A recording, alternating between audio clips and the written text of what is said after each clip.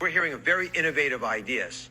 For example, could we allow some physicians to be gold card physicians because they're so good at making the right care for the right patient that maybe they don't have to go through a pre-authorization? There's some systems that don't even do pre-authorizations because they have already evolved into having ways of giving feedback to doctors so they learn when they're ordering tests and medications that aren't the right for a solution to a particular problem, so they don't repeat those errors. At its best, that's what pre-authorization sought. Hi, my name is Dr. Rubin, and if you haven't heard yet, Dr. Oz and RFK Jr. recently announced that several health insurance companies have pledged by 2027 that there will be significant reforms to prior authorizations. And if you haven't heard about prior authorizations, this is one of the most difficult aspects of delivering healthcare.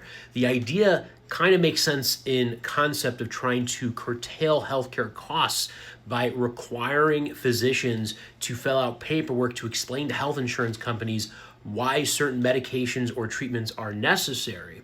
However, this is causing significant delays and a lot of headaches to try to help implement the correct delivery of healthcare that is evidence-based. And there's a lot of AI algorithms that are used to automatically deny these prior authorizations, leading to unnecessary delays in treatment, which can actually be life-threatening in many instances.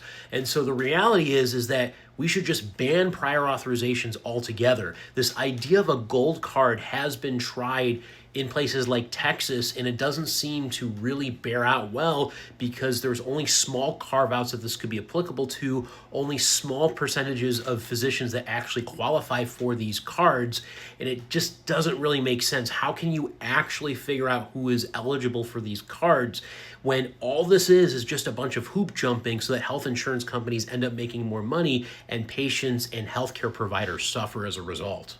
I am skeptical of the recent announcement that health insurance companies will promise to make these reforms because they've made these promises in the past in 2018 and 2023 and nothing really significant has happened. We just need to pass a law that gets rid of prior authorizations altogether.